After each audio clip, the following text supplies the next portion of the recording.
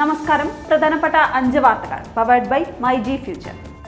വയനാട് കൽപ്പറ്റയിൽ കുടുംബകോടതിയിൽ ബോംബ് ഭീഷണി. പോലീസും ബോംബ് സ്ക്വാഡും സ്ഥലത്ത് പരിശോധന തുടങ്ങി.